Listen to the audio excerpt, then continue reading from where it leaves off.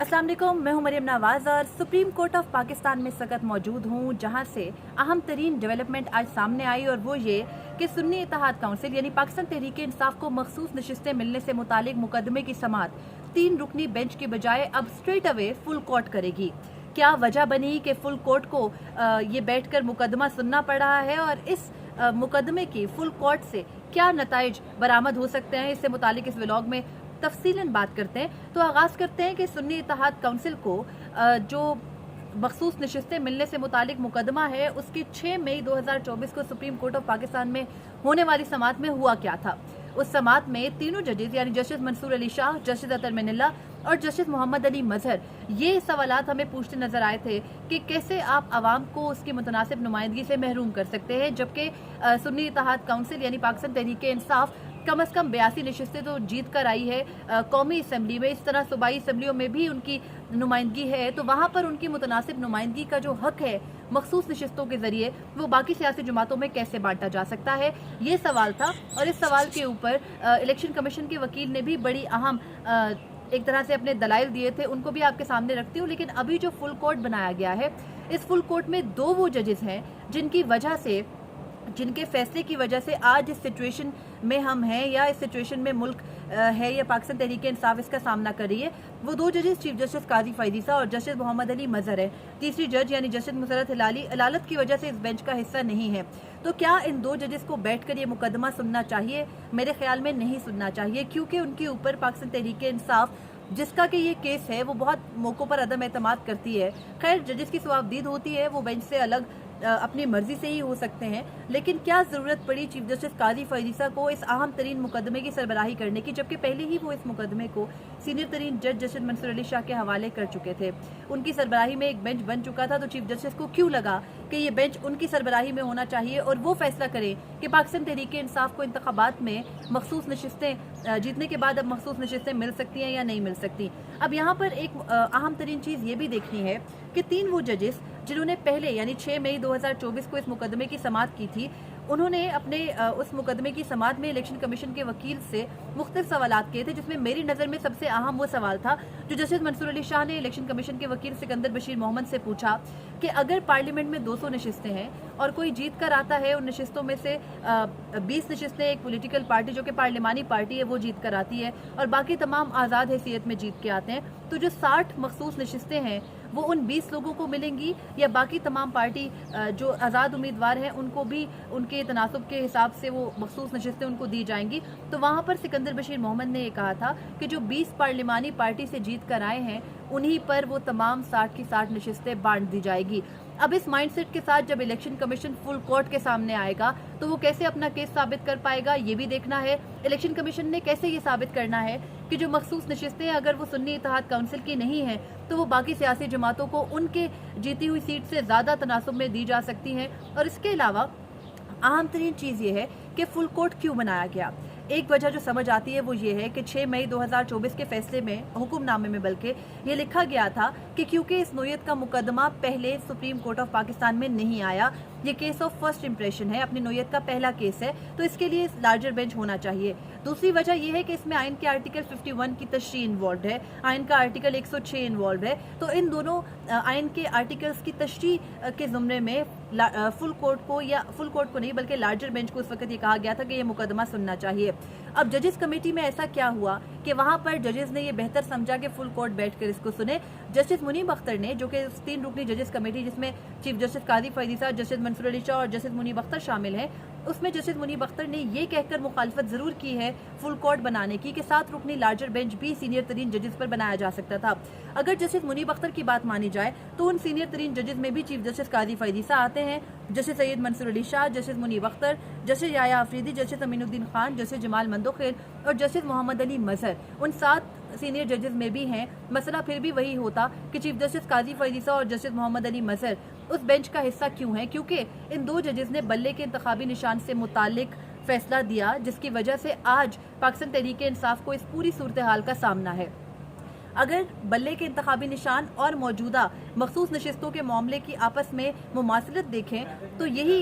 एक ही तरीके से दोनों मुकदमात सुप्रीम कोर्ट ऑफ पाकिस्तान के सामने आए। उस केस में क्यों नहीं सुप्रीम कोर्ट ऑफ पाकिस्तान ने फुल कोर्ट बनाया, अब इस मुकदमे में क्यों बनाया, इससे भी सवालात जन्म ले रहे हैं। तब भी ये हुआ था कि इलेक्शन कमीशन का ऑर्डर था कि पाकिस्तान तहरीके इंसाफ ने दुरुस्त तरीके से अपने इंटर पार्टी इलेक्शंस नहीं कराए। पेशावर हाई कोर्ट ने जो इलेक्शन कमीशन का फैसला था उसको मुस्तरद किया, उसके खिलाफ election commission supreme court of Pakistan में अपील लेकर आई। सुप्रीम कोर्ट ऑफ पाकिस्तान ने इलेक्शन कमीशन का जो बुनियादी फैसला था कि दुरुस्त तरीके से इंतखाबात नहीं कराए, उससे एक स्टेप आगे जाकर ये कह दिया कि पाकिस्तान तहरीके इंसाफ ने इंट्रा पार्टी इलेक्शंस कराए ही नहीं, जो कि पार्टीज के बीच में जमहूरियत को कायम रखने के लिए ज़रूरी थे, और इस वजह से उनको बल्ले का इंतखाबी निशान जो कि उनका इलेक्शन सिंबल है वो नहीं दिया जा सकता। और इसी फैसले के ऊपर सुप्रीम कोर्ट ऑफ पाकिस्तान ने ब्रिटिश हाई कमीशन को जवाब देते हुए या क्लैरिफिकेशन देते हुए अपने फैसले पर स्टैंप भी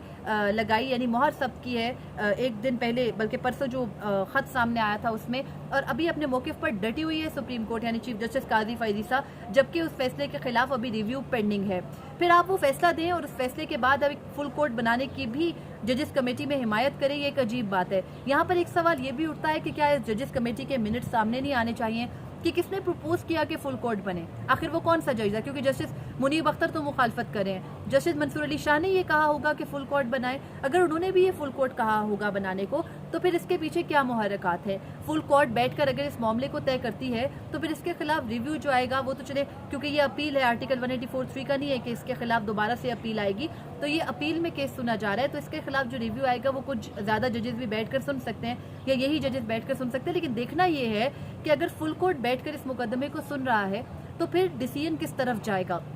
फुल कोर्ट में शामिल मुतअद्दिद जजेस मेरी ज़ाती राय में यही राय रखेंगे कि अगर ये मखसूस नशिस्तें सुन्नी इत्तेहाद काउंसिल को नहीं मिलनी चाहिए तो फिर ये बाकी सियासी जमातों को भी नहीं मिलनी चाहिए, क्योंकि जो मुतनासिब नुमाइंदगी का पूरा फार्मूला है उसकी खिलाफ वर्जी हो रही है बाकी सियासी जमातों को ये नशिस्तें मिलने में। अब बाकी तमाम सियासी जमातों से अगर ये नशिस्तें वापस ली गई हैं तो उसका लार्जर इफेक्ट ये बना है कि कोई भी जो असम्बली है उसमें हुकूमती जमात ने अपनी हुकूमती जमातों ने बल्कि अपनी अक्सरियत खोई है, और उससे हुआ यह है कि अब कोई आईनी तरमीम नहीं हो सकती। आईनी तरमीम में सबसे ज़्यादा बात जिस तरमीम की हो रही थी वो चीफ्स की एक्सटेंशन का मामला था, जिसमें चीफ जस्टिस की भी थी। जब चीफ जस्टिस खुद इस मुकदमे से बराह रास्त मुतासिर हो सकते हैं, उनका अपना मामला आ सकता है, तो क्या उनको इस बेंच का हिस्सा होना चाहिए, ये एक और सवाल है। और इसके अलावा एक जज यानी चीफ जस्टिस ऑफ पाकिस्तान है जिनके ऊपर पाकिस्तान तहरीके इंसाफ बार बार एतराज़ करती है, क्या उनका मौक़िफ़ इस मुकदमे में ये होगा कि पाकिस्तान तहरीके इंसाफ क्योंकि 82 नशिस्तें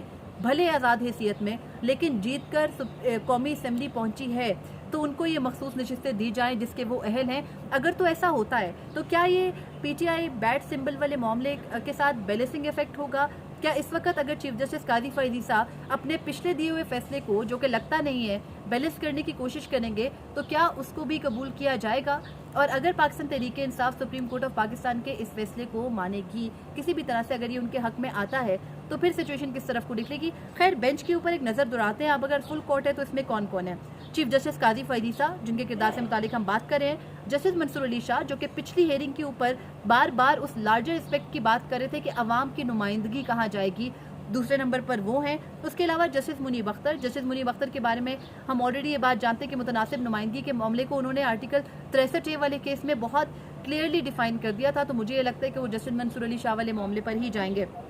जस्टिस याया अफरीदी अनप्रिडिक्टेबल हैं। जस्टिस अमीनुद्दीन खान जो चीफ जस्टिस काजी फैज़ीसा कहेंगे उसी तरफ को। जस्टिस जमाल मंदोखेल मुमकिन तौर पर सवालात कर सकते हैं, लेकिन फैसले में अभी तक उन्होंने चीफ जस्टिस काजी फैज़ीसा से कोई इख्तलाफ नहीं किया, तो अगर चीफ जस्टिस काजी फैज़ीसा सुन्नी इत्तेहाद काउंसिल यानी पाकिस्तान तहरीके इंसाफ की फेवर में जाते हैं तो जमाल मंदोखेल भी उस तरफ होंगे, और अगर अगेंस्ट जाते हैं तो लगता है कि वो उस तरफ होंगे, लेकिन सवालात के हद तक वो सख्त सवालात ज़रूर करते हैं। फिर जस्टिस आयशा मलिक, हम सबको मालूम है मुतनासिब नुमाइंदगी और दीगर जो तमाम मुकदमात हैं उनका एक अलग मौक़िफ़ है, पाकिस्तान तहरीके इंसाफ की फेवर में जा सकता है। Justice Athar Minallah loud and clear पिछली दफ़ा ही वो ये कह रहे थे कि कैसे एक सियासी जमात को इंतखाबात में उनकी सियासी हैसियत से जाने से महरूम किया गया, तो लगता यह है कि वो बैट सिंबल के मामले के भी नाकिद थे कि वो नहीं लेना चाहिए था। फिर जस्टिस हसन नज़र रिजवी, मुझे ये लगता है कि जस्टिस हसन नज़र रिजवी जस्टिस अतर मनल्ला वाली बात को ही किसी हद तक सेकंड कर रहे होंगे। जस्टिस शाहिद वहीद पाकिस्तान तहरीके इंसाफ के हक में जाते हुए दिखाई देते हैं। जस्टिस इरफान सादत खान और जस्टिस नईम अख्तर अफगान ने अभी तक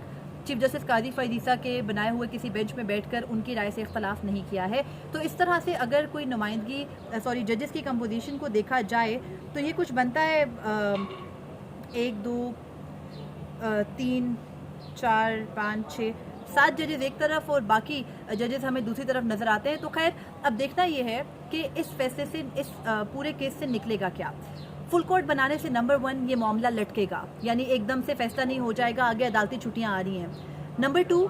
जो इसका इफेक्ट हो सकता है फुल कोर्ट का, वो ये होगा कि एक तो इसकी डिसीजन जाहिर है कि हतमी होगी, लेकिन इसके साथ ही इस डिसीजन के जो इफेक्ट होंगे वो भी ज़रा ज़्यादा होंगे। तो अब एक सूरत ये हो सकती है कि ये कह दे सुप्रीम कोर्ट ऑफ पाकिस्तान के पार्लियामेंट, क्योंकि आइन खामोश है इस मामले पर, कि अगर कोई सियासी जमात अपने सियासी सिंबल के साथ इलेक्शन में नहीं जाती, फिर मखसूस नशिस्तें जीत कर आ जाती है, बाद में एक और सियासी जमात को वो ज्वाइन कर लेते हैं जिसने अपनी हैसियत में इंतखाबात नहीं लड़े, तो फिर क्या उनको रिजर्व सीट दी जाए या बाकी सियासी जमातों में बांटी जाए। तो इस पॉइंट के ऊपर पार्लियामेंट को कहा जा सकता है कि क्योंकि आर्टिकल 51 खामोश है, आर्टिकल 106 खामोश है, तो आप उसमें कानून साजी कर लीजिए। इस सूरत हाल में पाकिस्तान तहरीक इंसाफ की भी जीत होगी और मौजूदा हुकूमत की जीत ज़्यादा होगी। तो फिर ये फैसला वैसा हो जाएगा जैसे आपको याद होगा इलेक्शन डेट वाला था। पाकिस्तान तहरीक इंसाफ की इंतखाबात की तारीख देने की प्ली थी, इंतखाबात के दिन ऑलरेडी ऊपर हो गए थे, उसमें तारीख देकर पाकिस्तान तहरीक इंसाफ को कह दिया गया कि देखें हमने तो आपकी दरख्वास्त मान ली है, और साथ ही हुकूमत की मर्जी की डेट दे के कहा गया कि देखें हुकूमत भी खुश हो गई। तो ये विन विन सिचुएशन दोनों तरफ से क्रिएट करने की कोशिश की जा सकती है, और शायद इसी वजह से कि दोनों फ्रीकैन में से किसी एक को भी नाराज़ ना किया जाए, ये फुल कोर्ट तश्कील दिया गया है। क्योंकि पिछली समात पर हमने देखा था कि जजेस के सख्त सवालात से इलेक्शन कमीशन के वकील सिकंदर बशीर मोहम्मद कुछ हमें ऑफेंसिव बल्कि ऑफेंड होते दिखाई दे रहे थे, उनको गुस्सा आ रहा था और वो कह रहे थे मुझे बोलने तो दें, मुझे कहने तो दें। तो अब ये देखना है कि फुल कोर्ट के सामने ये मामला कैसे लेके चलेगा। लेकिन बहरहाल अब ये लटकाने वाली फेज़ में जा चुका है केस। 3 जून यानी पीर को इस मुकदमे की समात है। इससे मुतालिक मजीद भी आपसे शेयर करूँगी। अब तक के लिए इतना ही था, मुझे इजाज़त दीजिए। अल्लाह हाफिज़।